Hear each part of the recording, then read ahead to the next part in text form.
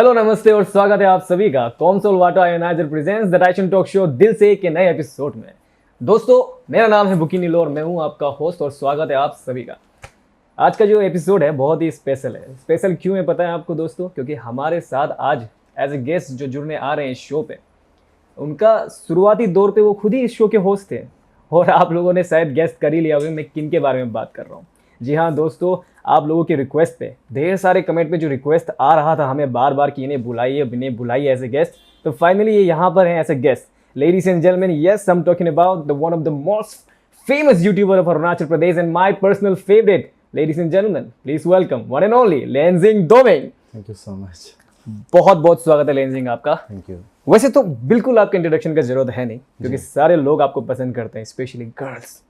तो मैं फिर भी चाहूंगा कि आप अपने अंदाज में हमारे ऑडियंस को इंट्रोडक्शन दे ताकि उन्हें और भी अच्छा लगे। ओके, तो मेरा नाम है, कौन से वाले कैमरे में देख? तो मेरा नाम है लेंजिंग डोमिंग और मैं एक यूट्यूबर हूँ। पासीघाट से बिलोंग करता हूँ। एक छोटा सा टाउन है, बहुत ही प्यारा टाउन है और बहुत ही लोग भी अच्छे होते हैं वहाँ के। तो यूट्यूब, जहाँ तक मेरी यूट्यूब की जर्नी की बात है, अभी तक लोगों ने जितना भी सपोर्ट दिया है उसी की वजह से आज मैं इस पोजीशन पे भी हूँ। तो यही है मेरा इंट्रोडक्शन। आप लोगों का प्यार, मैं यूट्यूबर।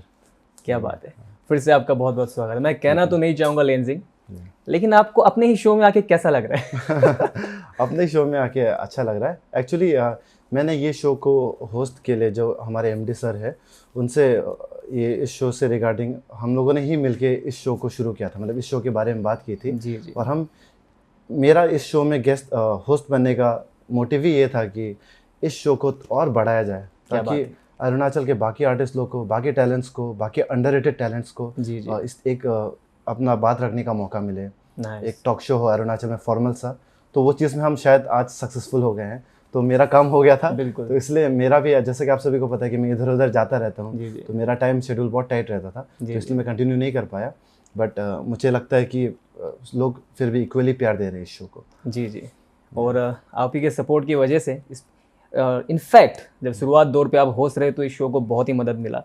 बहुत ही लोगों ने इस शो को पसंद किया, प्यार दिया, इसमें आपका बहुत बड़ा योगदान भी है। So we are very very thankful to you. Thank you so much. तो लेंजिंग, अब शुरू करते हैं हमारे बातों का सिलसिला। ओके। अभी हमें ना चाहते हुए या चाहते हुए थोड़ा फॉर्मल तो होना ही पड़ेगा। Exactly. लेकिन दोस्तों मैं आपको बता दूं कि लेंजिंग के बारे में, वैसे तो आप जानते हैं इनके पास ढेर सारा क्वालिटी है।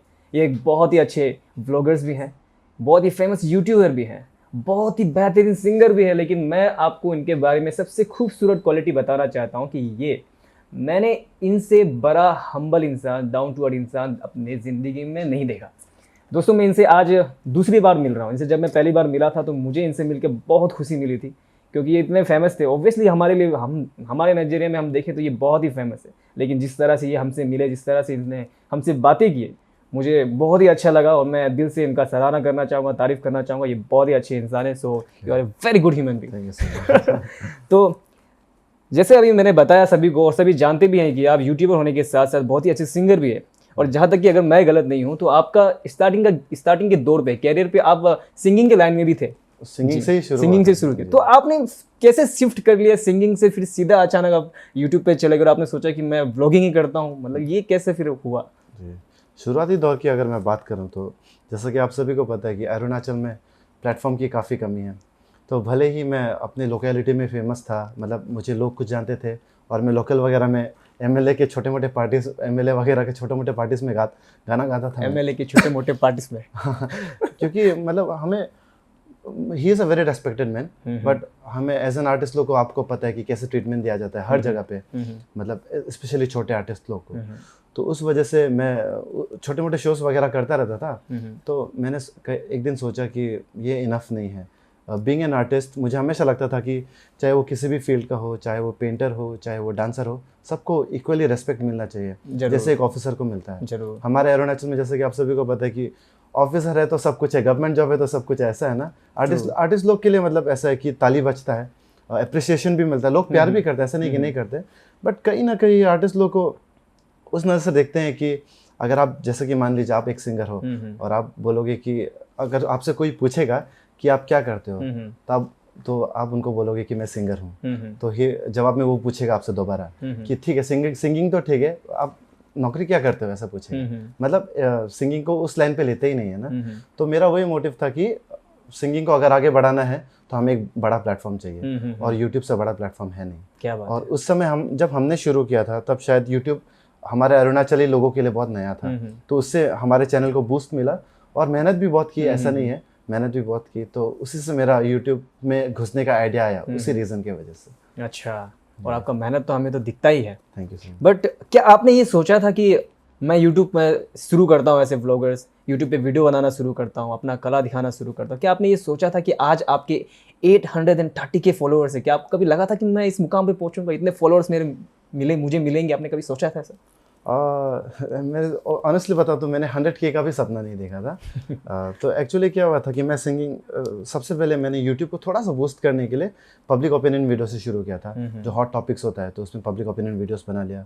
रास्ते में जाके बहुत स्ट्रगल किया कि प्लीज़ थोड़ा मेरा चैनल में बोल दो ना, प्लीज़ ना करके ना, तो ऐसा करके बहुत लोगों ने मना भी कर दिया, बहुत एक एम्बेरसमेंट फील होता था। बट स्टिल मैंने सोचा कि अगर लाइफ में आगे बढ़ना है तो ये सब तो झेलना पड़ेगा करके। तो देन उसी से मेरा पब्लिक ओपिनियन वीडियो बनता गया, तो 10,000 सब्सक्राइबर्स आया मेरा। तो उससे मैंने सबसे पहले गाना अपलोड किया, और गाना अपलोड करके वो गाना मतलब वो कवर सॉन्ग हिट गया। उसके बाद बहुत सारे कवर सॉन्ग्स डालना शुरू किया, एक दो मेरा खुद का गाना भी डाला, ओरिजिनल सॉन्ग।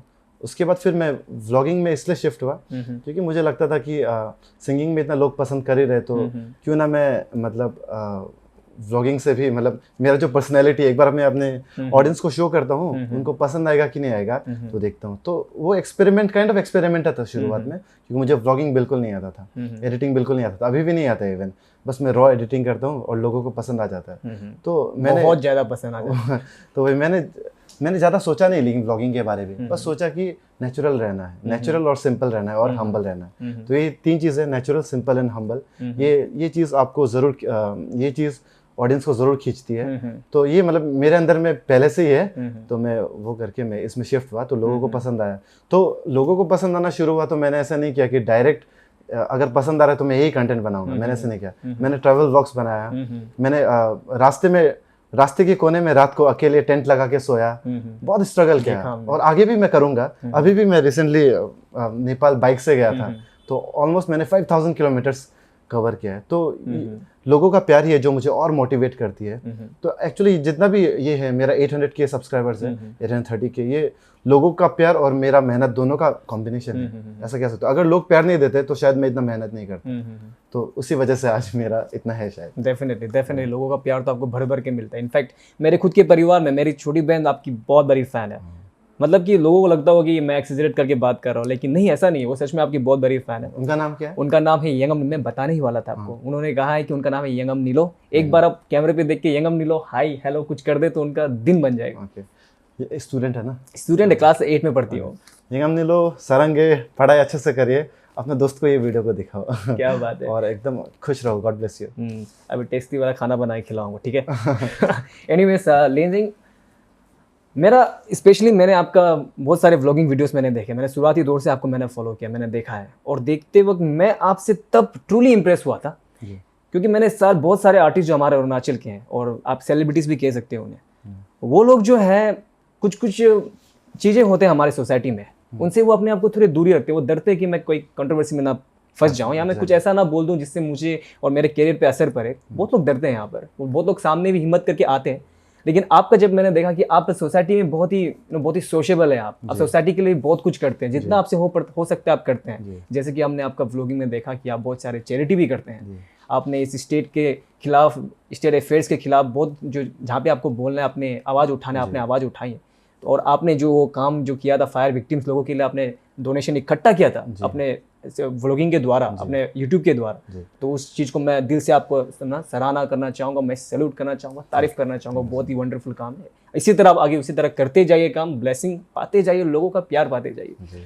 एनीवेज, अभी हम बात करते हैं आपके रिसेंट वीडियो। जैसे आपने बताया कि आप नेपाल, फिर सिक्किम, फिर आप बिहार गए थे, और 5000 किलोमीटर आपने कवर किया, वो भी बाइक में। तो मैं आपसे जानना चाहूँगा कि पहले आप कहाँ गए थे? आप पहले सिक्किम गए थे, बिहार गए थे, आपका सफ़र शुरू कहाँ से हुआ था? सबसे पहले मैं वाया गुवाहाटी होके, गुवाहाटी में एक रात स्टे किया और डायरेक्ट सिक्किम गया था।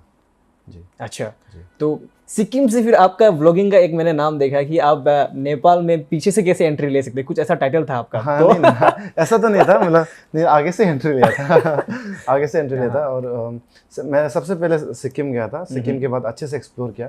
और नॉर्थ सिक्किम होता है, मैं अभी जितने मेरे दर्शक देख रहे हैं, अगर मेरे व्लॉग को नहीं देखा होगा तो मैं टाइसन टॉक शो के माध्यम से आप लोगों को बता रहा हूँ कि वहाँ में नॉर्थ सिक्किम होता है, बहुत ही ज़्यादा खूबसूरत जगह है। मतलब आपको लगेगा कि आप मतलब जैसे कि आप मर गए हो और हेवन में पहुंच गए। अगर आप मर जाते ना तो पैराडाइज ऐसा दिखता है, ऐसा रहा। मतलब जोक्स अपार्ट, और आपने जीते जीते वो देख लिया। मैंने जीते जी वो देख लिया, जीते जी वो देख लिया। तो वहाँ पे विजिट किया, तो आप लोगों को भी जरूर विजिट करना चाहिए। एंड देन वहाँ से मैं वापस आया सिलीगुड़ी, और सिलीगुड़ी से मैं गया बिहार। बिहार में ज़्यादा स्टे नहीं किया, 4-5 दिन स्टे किया। एंड देन वापस सिलीगुड़ी आया। एंड सिलीगुड़ी से कक्करबिट्टा करके एक बॉर्डर एरिया है, सिलीगुड़ी टू नेपाल का जो बॉर्डर एरिया होता है ना, तो बस 45 मिनट्स का रास्ता है सिलीगुड़ी टाउन से। तो वहाँ से मैंने एंट्री लिया, और मैंने टाइटल में भी यही लिखा था कि how to enter Nepal in bike करके। अच्छा, तो हाँ, टाइटल में मैंने एक्चुअली ऐसा लिखा था। तो वहाँ पे क्या होता है कि आपको बस एंट्री मारने के लिए बस आपको अपना आधार कार्ड दिखाना होता है। अच्छा, no passport, no visa, nothing. अच्छा, अगर आप मतलब अगर आपको फॉरेन कंट्री एक्सपीरियंस करना है, वो भी कम बजट में, तो आप नेपाल जा सकते हो, बहुत ही अच्छी जगह है। और वहाँ पे पहुँचते ही काकरबिट्टा करके जो बॉर्डर है, आपको अंदर घुसना है। वहाँ पे एक ऑफिस में आपको भांसार काटना होता है उसका टिकट, ताकि आप बाइक को कितने दिनों के लिए आप ले जा सकते हो। अच्छा, तो कम से कम 7 to 10 डेज का वो लोग देते हैं। तो उस हिसाब से मैंने काटा और बाइक से पूरा घूम के वापस आया। अच्छा, तो आपको रास्ते में बिल्कुल कोई परेशानी नहीं हुई? बहुत ज़्यादा परेशानी है तो उसका ये परेशानी मतलब मानसून के सीजन में गया था, तो मुझे काठमांडू का रास्ता था 11 घंटा बॉर्डर से। जो कैपिटल है वो भी 11 घंटे का रास्ता है। तो मैं वहाँ से सुबह उठा था 7 बजे, तो फिर 7 बजे उठा था, फिर 12 बजे तक बारिश हुआ, तो 12 बजे तक बारिश का वेट किया, फिर 12 बजे से वेदर ठीक हो गया। एंड देन 12 बजे को मैं निकला। तो मैंने एक्सपेक्ट किया था कि मैं रात के 9-10 बजे पहुंच जाऊंगा करके काठमांडू, तो ऐसा नहीं हुआ।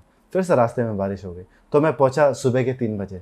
तो मेरी हालत ख़राब हो गई। तो ऊपर से बहुत रिस्क था, रात में अकेले बाइक में था।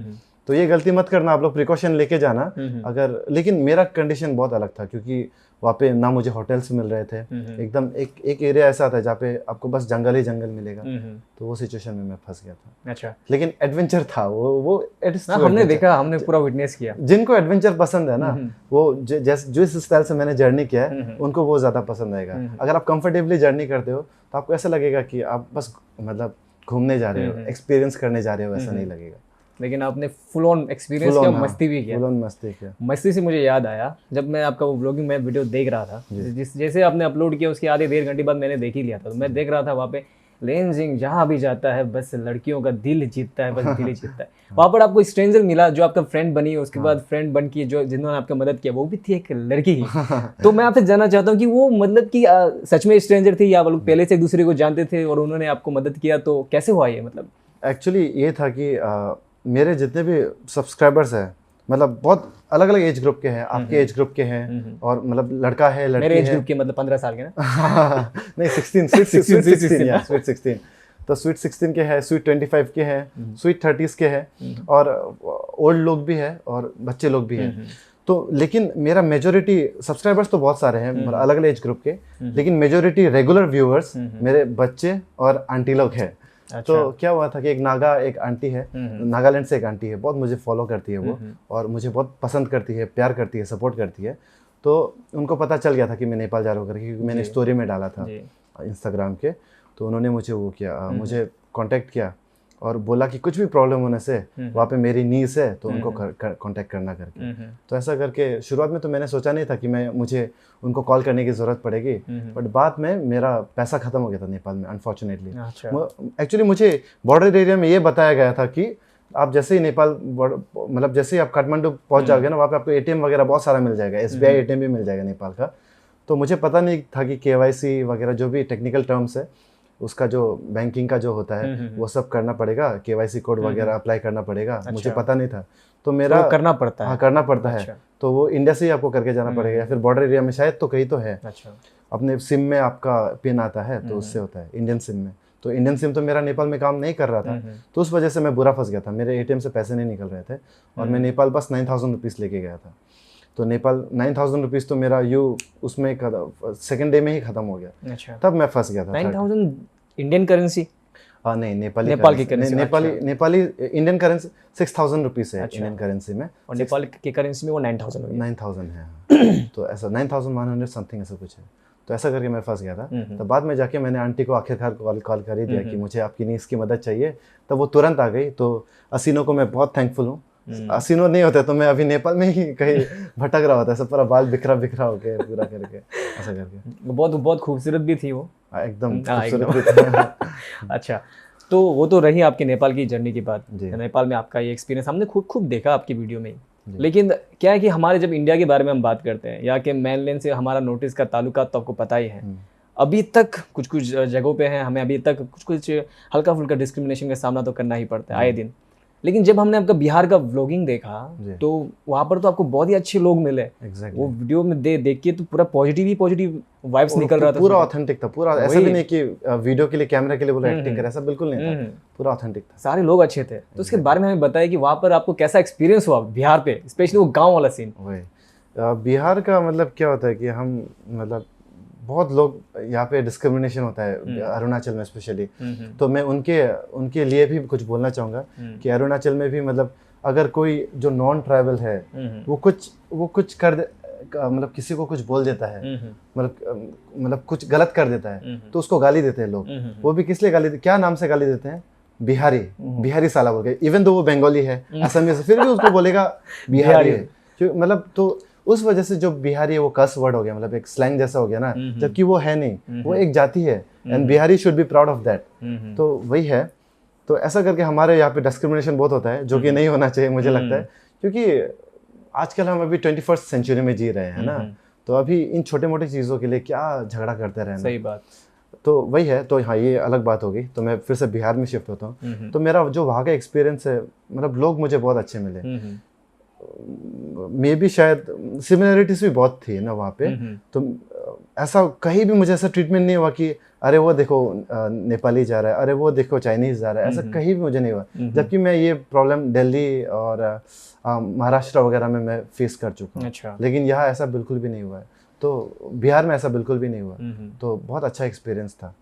अच्छा एक्सपीरियंस था। मूवी वगैरह में हम देखते हैं बिहार पे कट्ठा चलता है, दिन दहाड़े, वहाँ पर बहुत सारे मूवी जो निकलते हैं उसके आसपास के यूपी के बिहार के, तो ऐसा दिखता है। तो लोगों पे एक अलग सा एक पिक्चराइज कर लेते कि बिहार ऐसा होता हो। लेकिन आपको ब्लॉगिंग देखकर तो ऐसा नहीं लगा, लोग बड़े प्यारे थे। मतलब अच्छे लोग बिहार में भी होते हैं, बुरे लोग भी बिहार में होते हैं। सेम अरुणाचल में भी है, हर जगह अच्छे लोग बुरे लोग मिल जाते हैं। लकीली मुझे अच्छे लोग मिले थे, बट वही है कि मेजोरिटी लोग अच्छे होते हैं, मैं उतना तो कह सकता हूँ श्योर के साथ। और आपकी वीडियो में वो लड़की ने भी कहा था कि अच्छे लोगों को हमेशा अच्छे लोग ही मिलते हैं ना। तो आपके साथ बिल्कुल वही हुआ है, आप खुद ही अच्छे, इसलिए आपको अच्छे लोग मिला है। बट इसी के साथ हम शिफ्ट करते हैं अगला क्वेश्चन पे, और ये क्वेश्चन बहुत ही अहम है एक्चुअली। मैं खुद भी इसके लिए इंतजार कर रहा हूँ, मेरे साथ ढेर सारे ऑडियंस इंतजार कर रहे हैं। लास्ट टाइम मोनू आया था, मैं उनसे पूछना भूल गया था, लेकिन अब यहाँ पर है तो मैं आपसे पूछना चाहूंगा कि आफ्टर लाइफ मूवी कब आएगा, कब होगा रिलीज? आफ्टर लाइफ मूवी कब रिलीज होगा? आफ्टर लाइफ ना एक्चुअली मूवी शूटिंग जो है, मैं अभी बहुत ऑडियंस लोग जानना चाहते हैं ना, तो मैं बता ही देता हूँ। मूवी शूटिंग जो है ऑलरेडी कंप्लीट हो चुकी थी जीरो में, ऑलरेडी सब कुछ सीन भी हो गया है। बट वो है कि मूवी कुछ आधा अधूरा लग रहा है, तो उसी चीज़ का रीशूट होना बाकी है। अच्छा। जिसमें मेरी ज़रूरत है और हीरोइन की ज़रूरत है। अच्छा। तो हीरोइन मेरा ऐसा मत कहिए कि हीरोइन का कुछ प्रॉब्लम हुआ है। नहीं, कमी तो हो गई नहीं। हीरोइन का प्रॉब्लम नहीं हुआ है। मतलब वो है कि टाइम मैच नहीं हो रहा है। अच्छा। मतलब हीरोइन को तो मैं बिल्कुल भी नहीं बोलूँगा, ज़्यादातर तो मेरा ही ऐसा हो रहा है एक्चुअली। अच्छा। मैं शायद मेरे वजह से आफ्टर लाइफ होल्ड में, क्योंकि मैं बहुत इधर उधर बिजी रहता हूँ। हमारा टर्म था कि हम 30 डेज के अंदर शूटिंग कंप्लीट करेंगे। उस दिन तो हो गया था, शूटिंग भी कंप्लीट हो गया था। बस वो है कि रीशूट्स का हमने एग्रीमेंट वगैरह साइन नहीं किया था। तो मैं भी अपना व्लॉगिंग करने चला गया था, क्योंकि मैं अपने सब्सक्राइबर्स को होल्ड में नहीं रख सकता था एक मूवी की वजह से। तो मूवी तो आ जाएगा, कभी ना कभी तो आ जाएगा। तो मैं बेसब्री से इंतजार है हमें। उतना मैं गारंटी दे सकता हूँ कि ये 2023 के पहले या फिर 2023 के शुरुआत के 1-2 महीने में आ सकता है। क्या बात है, मूवी आ सकता है। क्या बात है। और वो भी ऑनलाइन आ जाएगा, सबको देखने को मिलेगा। आप लोगों ने प्रोमो इतना जल्दी रिलीज कर दिया ना उनका, तो लोगों में बड़ी उत्सुकता है कि कब आएगा, कब देखने को मिलेगा। तो एनीवेज ऑल द बेस्ट, जब भी ये मूवी निकलेगा हम सब इसे देखने वाले हैं, और होपफुली कि ये मूवी बड़ा ही सक्सेसफुल मूवी बने। तो एनीवेज जब हमारे यहाँ पर मेहमान आते हैं, आप खुद भी यहाँ पर होस्ट रह चुके हैं, तो आपको तो पता है कि हम लास्ट में कुछ 1-2 गेम खेलते हैं, रैपिड फायर राउंड या फिर कुछ क्विज वगैरह पूछते हैं, हम खेलते हैं। लेकिन आज हम ऐसा करने नहीं वाले, क्योंकि आप यहाँ पर आए हैं, आप होस्ट से गेस्ट बनकर आए हैं यहाँ पर, तो आज हम कुछ नया करने वाले हैं। एक्चुअली हमने क्या किया कि आपके आने से पहले हमने एक सर्वे रखा, आप इसे सर्वे कह सकते हैं, क्योंकि आपके इतने चाहने वाले हैं यहाँ पे, जिस तरह आपने बताया, बच्चे से लेके, औरत से लेके, मर्द से लेके, बूढ़े से लेके, हर एज कैटेगरी के वाले आपके फैन हैं। तो हमने क्या किया कि हम आपके लिए हमने एक कॉन्टेस्ट रखा, कॉन्टेस्ट नहीं कहेंगे, हमने एक सर्वे किया, हमने सोशल मीडिया पे पूछा कि लेंजिंग हमारे अगले मेहमान हैं, तो अगर आप में से कोई अगर सवाल पूछना चाहते हैं, हमारे ऑडियंस से लेंजिंग से सवाल पूछना चाहते हैं, ऐसा हमने अपने ऑडियंस से कहा, तो ढेर सारे कमेंट्स आए हमारे पास, आपको बहुत सारे सवाल पूछे होंगे, लगभग 150-200 लगभग पार सवाल आए हमारे पास। उनमें से लेकिन कुछ ही सवाल हमने चुने, तो जिनका आपको दिखाई मिलेगा वहाँ पर, और उसका जवाब आपको सच और बिल्कुल एकदम दिल से जवाब देना पड़ेगा आपको, क्योंकि वो आपके फैन, आपके उसका क्वेश्चन का इज्जत का बात है। आप तैयार है? बस बताइए मुझे। मैं अपने कैमरे की कसम खा के कहता हूँ कि जो कहूँगा सच के सिवा और कुछ नहीं कहूँगा। क्या बात है। तो चलिए इसी के साथ हम शुरू करते हैं। तो Lenjing, I hope you are ready. Okay, alright, तो शुरू करते हैं पहले क्वेश्चन से।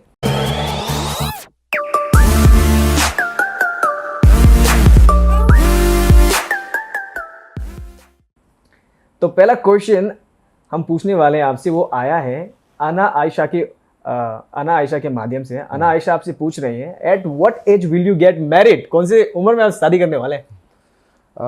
सोचा नहीं है, लेकिन I think I will get married early, मतलब 3 to 5 years के बीच में हो सकता है। अरे क्या बात है। क्योंकि मेरे ख्याल से जो लाइफ में जो स्टेजेस आता है, बहुत सारे स्टेजेस आता है। एडोलेसेंस, सबसे पहले चाइल्डहड आता है, फिर एडोलेसेंस आता है, फिर टीनेज आता है, फिर मैच्योरिटी आता है, फिर करियर बनाना होता है। तो मेरे ख्याल से हर चीज़ को टाइम में करना ज़रूरी है, ताकि आप उसको अच्छे से जी पाओ, मेरे ख्याल से।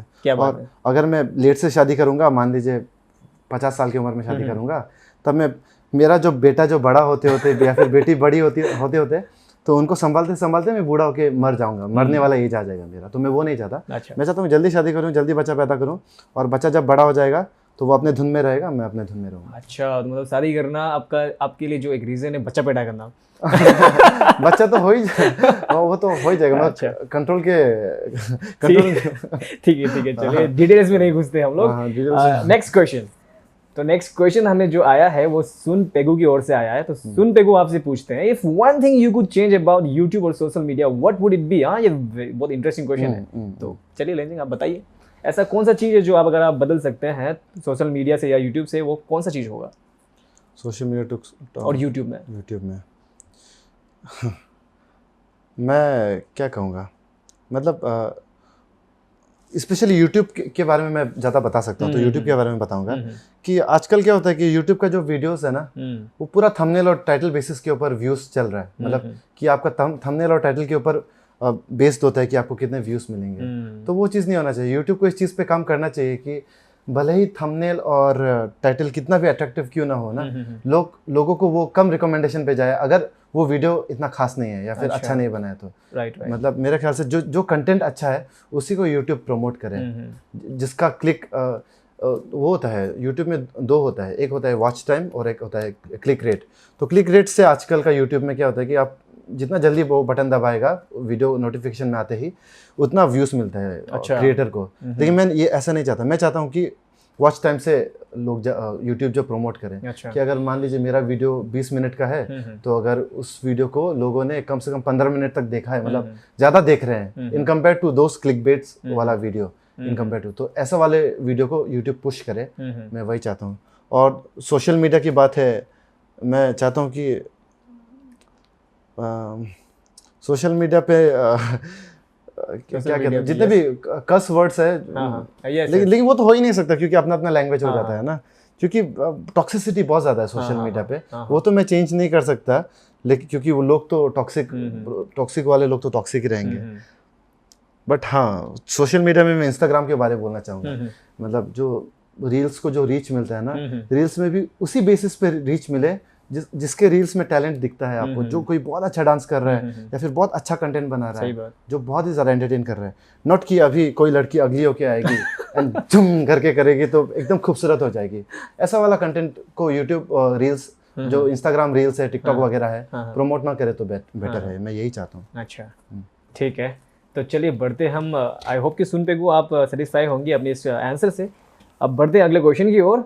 अगला क्वेश्चन जो हमें आया है वो आया है यंग मोटर की ओर से। तो वो पूछते हैं आपसे, in which class do you have your first crush? First crush? बताइए हमें। First crush class 5? नहीं 5 तो नहीं है। क्लास 5 नहीं है, हमारे एमडी को तो क्लास 3 में हुआ था। क्रश तो मतलब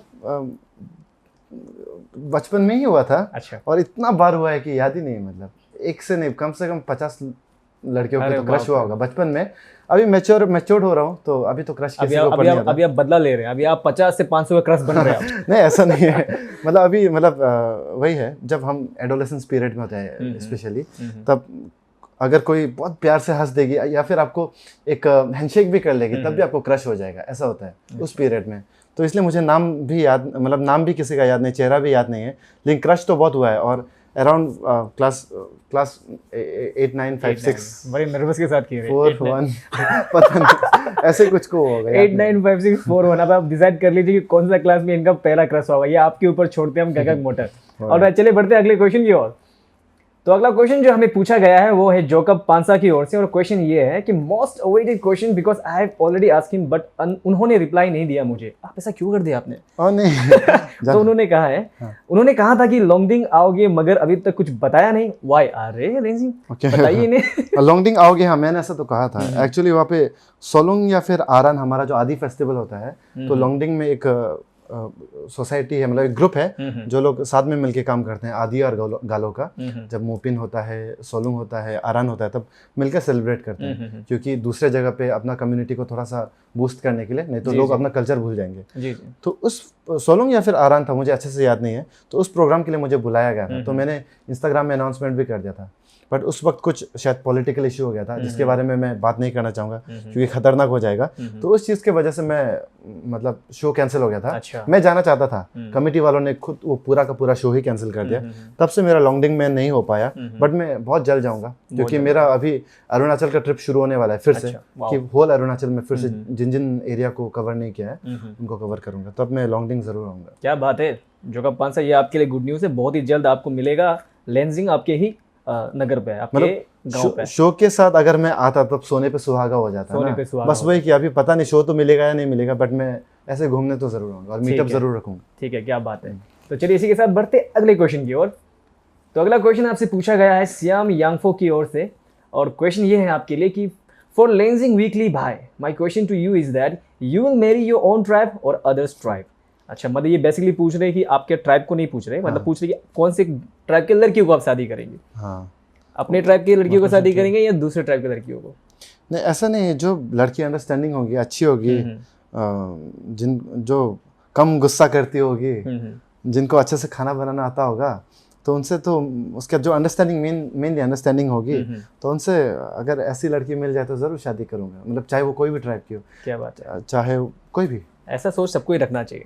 बट वहाँ पे एक रिप्लाई भी आया, मुझे बहुत देखने का मन कर रहा था कि रिप्लाई किसका होता होगा। बट एनीवे चलिए इसके साथ बढ़ते अगले क्वेश्चन की ओर। और अगला क्वेश्चन आपसे पूछा गया है केलीवा चाकिसन की ओर से, और ये है नागालैंड से। Yes I am from Nagaland and my question is mister Lenjing का कंटेंट क्या है? अच्छा, ये बड़ा ही अहम सवाल पूछा, इनको आपका कंटेंट अभी तक पता नहीं चला है, तो इसके बारे में लेंजिंग आपने जवाब दिए, बताइए। नहीं ऑनेस्टली कहूँ तो जैसे इन्होंने क्वेश्चन किया, इस चीज़ को लेके मैं भी खुद भी कंफ्यूज हूँ कि मैं आखिर लाइफ में चाहता क्यों, मतलब यूट्यूब से रिगार्डिंग, मतलब मैं कंटेंट तो बनाता जा रहा हूँ, बट पर्सनली मुझे ट्रैवलिंग करना बहुत पसंद है, तो मैं ट्रैवलिंग में ज़्यादा फोकस करना चाहता हूँ। बट ट्रैवलिंग के साथ साथ कभी कभी क्या होता है कि मैं कार का रिव्यूज़ कर देता हूँ, कभी कभी फैमिली व्लॉग्स कर देता हूँ, तो आई थिंक मेरा कंटेंट ऐसे ही मिक्स ही रहेगा, लेकिन बेसिकली आपको ज़्यादातर आपको ट्रैवलिंग कंटेंट देखने को मिलेगा। तो मेन मेरा कंटेंट ट्रैवलिंग है एंड सिंगिंग, साल में 3-4 गाना तो आएगा ही। क्या बात है, और आपके गाना का तो कौन दीवाना नहीं है। और एनीवेज इसके साथ हम बढ़ते अगले क्वेश्चन की ओर। और अगला क्वेश्चन आपको आया है तारिक माइन की ओर से, और उन्होंने पूछा है आपसे how is your mom's health, who is your idol from Arunachal Pradesh. हाँ जी, हमने आपका व्लॉग देखा था, आपकी माँ की तबीयत बीच में एक बार हमने देखा था, आप थोड़ी खराब थी, तो ये बहुत ही अच्छा सवाल पूछे आप, बताइए इसका जवाब दीजिए आप। तो इट्स बिन 2 years कि मम्मी का मतलब वो पैरालिसिस हुआ था, तो एक्चुअली वो सीढ़ी से गिर गई थी, जिन लोगों को पता नहीं है मैं उन लोगों को बता रहा हूँ, तो उसके वजह से मम्मी डिसेबल हो गई थी। तो बाद में धीरे धीरे करके रिकवरी हो रहा था, मतलब धीरे धीरे वो चलने भी लगी थी। तो बाद में क्या हुआ कि फिर से जो यहाँ पे स्पाइनल कॉर्ड में जो वो होता है, नर्व्स होता है और स्पाइनल कॉर्ड होता है, वो एक साथ टच हो रहा था। तो उस चीज़ के वजह से मम्मी का रिकवरी जो रुक गया था। तो अभी रिसेंटली मुंबई गया था मैं, मम्मी के साथ 1 महीना रह के आया। जस्ट 1 महीना से जस्ट 1 हफ्ते पहले मम्मी का वो हुआ था, ऑपरेशन हुआ था। अच्छा। तो उसमें डिस्क लगा है, तो डॉक्टर सक्सेसफुल भी गया ऑपरेशन। तो डॉक्टर ने कहा है कि उस चीज़ के, उस डिस्क की वजह से अभी आप धीरे धीरे रिकवर हो जाओगे करके। तो होपिंग फॉर द बेस्ट कि रिकवर हो जाए मम्मी। ये हमारे बेस्ट विशेस है आपके माँ के अभी लिए। चल फिर तो सक रही है, क्या बात जैसे तैसे करके भी। क्या बात है, हमारा बेस्ट विशेस आपके लिए। और आंटी जी जल्द से जल्द अब ठीक हो जाइए और चुस्त तंदुरुस्त हो जाइए, हमारे ईश्वर से प्रार्थना है, दुआ है। एनीवेज चलिए बढ़ते अगले क्वेश्चन की ओर। एक्सपीरियंस लाइफ JEE, अच्छा ये बड़ा ही अच्छा नाम चुना है इन्होंने। बट एनीवेज इनका क्वेश्चन आपसे ये है, Lenjing why don't you try for reality shows like Indian Idol etcetera, when are you getting married, love from Mumbai. अच्छा, इन्होंने फिर से पूछा कि कब आप शादी करने वाले। मैरिज वाला तो आप दे ही दिया, ऑलरेडी दे दिया। इनका पहला क्वेश्चन का जवाब ही आप दे दीजिए कि इंडियन आइडल पे आप क्यों ट्राई नहीं करते हैं, रियलिटी शोज वगैरह पे। अभी ट्राई क्यों नहीं किया, क्योंकि मतलब एक्चुअली मुझे लगता है कि अभी मुझे जितना प्यार मिल रहा है वो इनफ है, काफ़ी है, मुझे ऐसा लगता है। फ्यूचर में मैं ट्राई कर सकता हूँ, ऐसा तो नहीं बोलूँगा कि नहीं करूँगा, कर सकता हूँ। बट जितना आप लोगों का प्यार है, मुझे नहीं लगता कि उतना प्यार मुझे इंडियन आइडल से मिल पाएगा। आप लोगों से जितना प्यार ऑलरेडी मिल रहा है वही काफ़ी है। क्या बात है, मतलब ऐसा नहीं कि रिजेक्शन से डर है, ऐसा कुछ भी नहीं है। बट ऑलरेडी आप लोगों से प्यार मिल ही रहा है, तो फिर क्या, भी मुझे TRPs नहीं चाहिए, कंट्रोवर्सीज नहीं चाहिए। बट मैं रियलिटी शोज लाइक जो रोडीज वगैरह होता है ना, उसमें मैं ट्राई कर सकता हूँ। उसमें मेरा इच्छा है ज़्यादा जाने का। अच्छा, तो देखते हैं। एक्चुअली मैं गाना गाता हूँ ना, लेकिन गाना मेरा हॉबी है। मैं इसे एक as a career, long time career नहीं देखता। अभी तो मैं ऐसे करियर भी लेके चल रहा हूँ, बट ऐसे लॉन्ग टाइम करियर नहीं देखता। बट गाना ज़्यादातर मेरे लिए हॉबी है। अच्छा, और आपको एडवेंचर ज़्यादा पसंद है? एडवेंचर ज़्यादा पसंद है, हाँ। ओके, तो इसी के साथ बढ़ते अगले क्वेश्चन की ओर। तो अगला क्वेश्चन आपको पूछा गया है तुन मुन खिम हुन की ओर से। Please note this question brother, how many girls did he dated till now? This question arises in many girls mind, so kindly note it down. अच्छा, ये बड़ा इंटरेस्टिंग क्वेश्चन है। वाह, लेंजिंग बताइए, कितने लड़कियों के साथ आप डेट कर चुके हैं? अच्छा, गिन नहीं पा रहे, बड़ा ही आपने खतरनाक सवाल पूछा लेंजिंग, अभी तक गिन नहीं पा रहे हैं। गलती से 1-2 बस। गलती से 1-2, अच्छा। मतलब ये बड़ी दुख की बात है, जिन लड़कियों को लेंजिंग में डेट किया उन्होंने गलती कह दिया है। तो अच्छा, आपका जवाब आई होप कि मिल चुका होगा, 1-2 ही, ज़्यादा नहीं है गलती से वो भी। चलिए बढ़ते हैं अगले क्वेश्चन की ओर। तो अगला क्वेश्चन पूछा गया है नियोंग टी ऑफिशियल की ओर से। उनका क्वेश्चन है, मेरे क्वेश्चन लेंजिंग से है, ऑल यूट्यूबर्स एक बार कोलैबोरेशन करने कैसा रहेगा, and please shout out my name. अच्छा, उनका नाम लेने को कहा है उन्होंने। Niyong T official bro, I think he is a guy. Niyong T official bro, आपको मेरा बहुत बड़ा शाउट आउट और नमस्ते। Take care of your family, God bless you. मेरा यूट्यूबर के साथ कोलैबोरेशन तो अभी हमारा, जैसे कि आपने अरुणाचल यूट्यूबर्स, अभी समझ में नहीं आ रहा इनका क्वेश्चन कि इन्होंने अरुणाचल यूट्यूबर्स कहा या दूसरा यूट्यूबर्स कहा। अभी ज़्यादा कोलैबोरेशन की बात है, नागालैंड से मेरे दोस्त लोग आ रहे हैं। अच्छा। यूट्यूबर फ्रेंड्स लोग आ रहे हैं, तो उनके साथ अभी कोलैब देखने को मिलेगा। एक्चुअली मैं उनका होस्ट बनने वाला हूँ, मैं उनको घुमाऊंगा, क्योंकि मैं चाहता हूँ कि अभी मेरे ऊपर सब कुछ है। अगर मैं जैसा उनको ट्रीटमेंट दूंगा वैसा ही हमारा अरुणाचल के लिए ज़्यादा अच्छा है ना। लेकर जाएंगे। हाँ, तो मैं उनको अपना बेस्ट देना चाहता हूँ। क्या बात है। तो अभी नागा यूट्यूबर्स आएंगे। अभी जमीर का कंफर्म नहीं हुआ है, बट लोलो एंड नूना वो लोग आ रहे हैं। अच्छा, क्या बात है। तो इसी के साथ बढ़ते अगले क्वेश्चन की ओर। सो अगला सवाल आपसे ये है, एल टेक्वा व्लॉग्स ने आपसे पूछा है, one small question from Khonsa. आप जब पहले यूट्यूब स्टार्ट किए थे तब क्या क्या इक्विपमेंट्स यूज करते थे, और सिंगिंग और यूट्यूबर में से लास्टली आप कौन सा बनने वाले हो, यूट्यूबर या सिंगर? ओके, फर्स्ट क्वेश्चन का जवाब दे देता हूँ। तो जब मैं शुरुआत में पब्लिक ओपिनियन वीडियो मैंने शुरुआत की थी, तब मैंने एक बोया का M1 माइक था क्या, वो खरीदा था 900 रुपीज़ का, और मेरे पास सैमसंग का S9 प्लस फ़ोन था। तो उसी से मैं शूट करता था वीडियो। अच्छा। तो उसमें वो घुसा तो के कैमरा का नाम? हाँ, अच्छा। कैमरामैन एक दोस्त को करता था, हाँ, पकड़ किसी को भी पकड़ने देता बोया का कैमरा का नाम था? था। बोया M1 कैमरा, बोया M1 ना? बोया M1 माइक का नाम था। कैमरा माइक का नाम। S9 प्लस सैमसंग फोन था। हमें तो इतना आइडिया नहीं इक्विपमेंट के बारे, हमें मतलब बोयका एक्टर के बारे में पता है। वो अनडिस्प्यूटेड वाला ना, अनडिस्प्यूटेड वाला। तो वही उससे मैंने शुरुआत किया था। तो मैंने उनको पूछा था, वहाँ से मैं वीडियो बनाता था, ऑडियंस लोगों को पूछता था मैं उससे, तो वहाँ से शुरुआत किया था। फिर मैंने लिया GoPro 7। अच्छा। क्योंकि उस समय GoPro 8 लॉन्च हो चुका था, तो GoPro 7 का प्राइस कम हो गया था। तो मैंने उस GoPro से भी 2 साल यूट्यूब करियर चलाया। एंड देन मैंने ये लिया GoPro 9। अभी GoPro 10 निकल गया है, इसलिए मैंने GoPro 9 लिया, क्योंकि डायरेक्ट 10,000 रुपीज़ का फ़र्क आ जाता है। अच्छा। इसको भी मैं जैसे तैसे यूज़ कर रहा हूँ। इसका कवर निकल गया है, देखो गाइस, कवर भी इसका निकल गया है, फिर भी मैं यूज़ कर रहा हूँ क्योंकि अभी नया रिसेंटली खरीदा है। तो GoPro 9 और हो जाएगा। मेरा फ़ोन है iQOO 90 करके, वो मैं यूज़ कर रहा हूँ फ़िलहाल तो। अच्छा। और सिंगिंग और आप यूट्यूबर, दोनों में से आप आखिर में यूट्यूबर क्या और बनना सिंगर पसंद क्या करोगे? देखिए, यूट्यूबर तो मैं मतलब सिंगिंग तो हमेशा रहेगा मेरा। मतलब मैं टाइम टू टाइम आप लोगों को मेरा खुद का original songs, cover songs deliver करता रहूँगा, बट मैं फोकस ज़्यादा यूट्यूबिंग में करूँगा, क्योंकि मुझे वो खुशी देती है ना। सिंगिंग भी खुशी देती है, बट ज़्यादा मुझे यूट्यूबिंग खुशी देती है। तो मैं यूट्यूबिंग करता रहूँगा और बूढ़े होने तक करूँगा। प्लस सिंगिंग भी मैं गाना टाइम टू टाइम अपलोड करता रहूँगा। क्या बात है, एकदम वो भी बूढ़ा होने तक करता रहूँगा। अच्छा, दोनों चलता रहेगा साथ में। ये तो हमारे लिए खुशी की बात है, स्पेशली एल तकवा ब्लॉग्स आपके लिए तो खुशी की बात है। एक ही प्लेटफॉर्म में आपको दो चीज़ देखने को मिल जाएगा। मैं उसके लिए 2 चैनल क्रिएट नहीं करूँगा, दोनों एक ही साथ आएगा। क्या बात है, क्या बात है। चलिए इसके साथ बढ़ते हैं अगले क्वेश्चन की ओर। और अगर अगला क्वेश्चन पूछा गया है हमें जिम मिन सी की ओर से, तो पूछते हैं, अगर आपको कोई दूसरा स्टेट और अदर कंट्रीज की लड़की से प्यार हो जाता है तो क्या आप उससे शादी करोगे? और क्या आपके लव रिलेशनशिप का पब्लिसिटी होना आपके करियर में इम्पैक्ट होता है? अगर आपको कोई दूसरे से नहीं, मतलब हाँ, प्यार तो किसी से भी हो सकता है। तो लड़का से भी? नहीं, लड़का आई एम स्ट्रेट।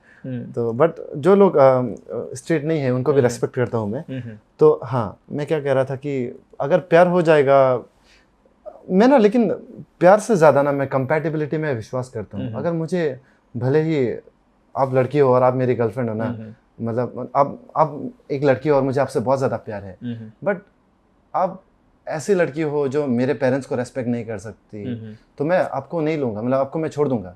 ऐसा होता है। तो मैं प्यार से ज़्यादा कंपैटिबिलिटी में विश्वास करता हूँ। अगर कंपैटिबिलिटी होगी, अंडरस्टैंडिंग होगा दोनों के बीच में, तो तब मैं ज़रूर उनसे शादी करूँगा। क्या बात है, चाहे वो किसी भी कंट्री की क्यों ना, चाहे वो किसी भी कंट्री की क्यों ना।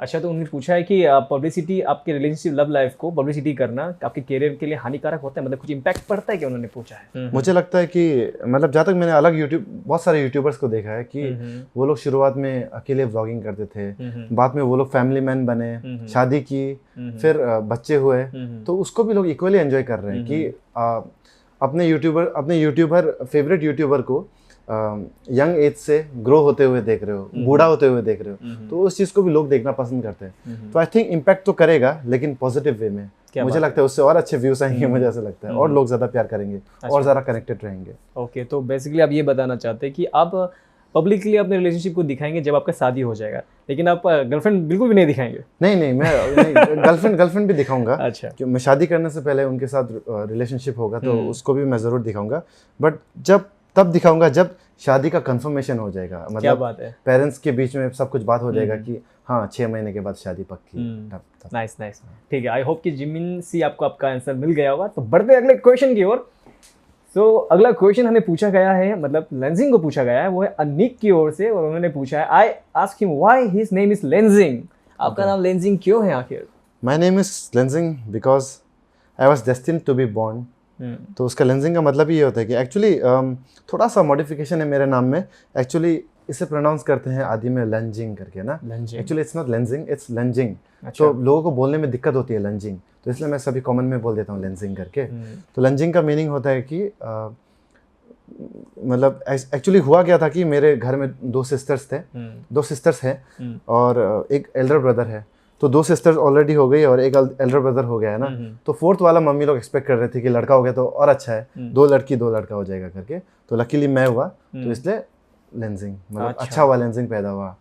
तो I was destined to be born. Okay, nice. इसका मीनिंग अच्छा लगा मुझे। तो एनीवेज आपको आपका जवाब मिल गया होगा। Yeah.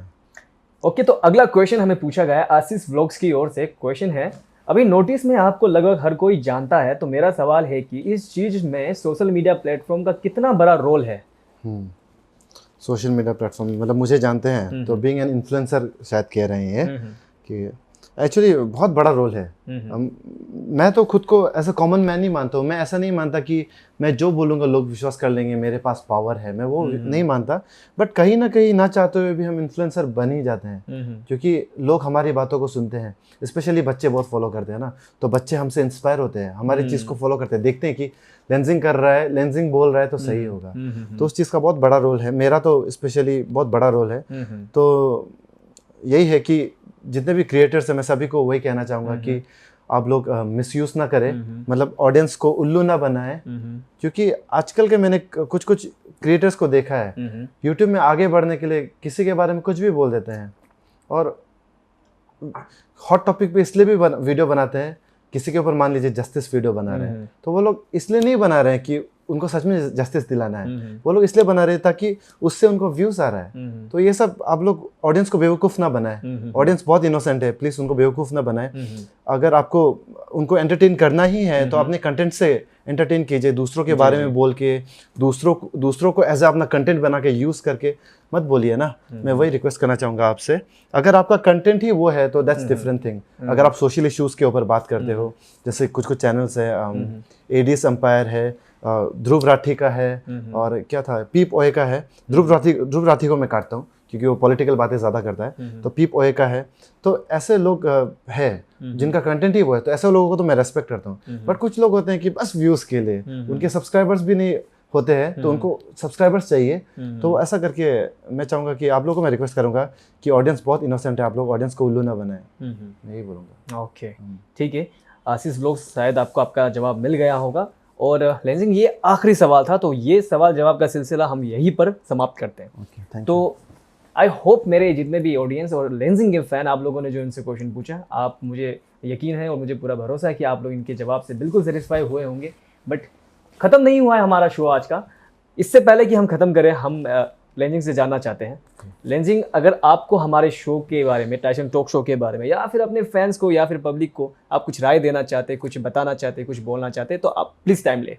ओके, तो टाइसन टॉक शो के बारे में यही बताना चाहूँगा, जैसे कि शुरुआत में मैंने बताया था ना कि हमने एक्चुअली, अभी मैं गेस्ट बन के आया हूँ, फिर भी मैं इस शो का फैमिली मेंबर ही हूँ। मैं मतलब मैं हमेशा आप लोग के पीछे पीछे घूमता रहूँगा, इवन दो मैं कैमरे में नहीं आऊँगा, लेकिन पीछे पीछे सजेशन हो गया या फिर कुछ मदद चाहिए हमारे एमडी सर को, आपको, तो मैं आप लोग के सपोर्ट में हमेशा हूँ।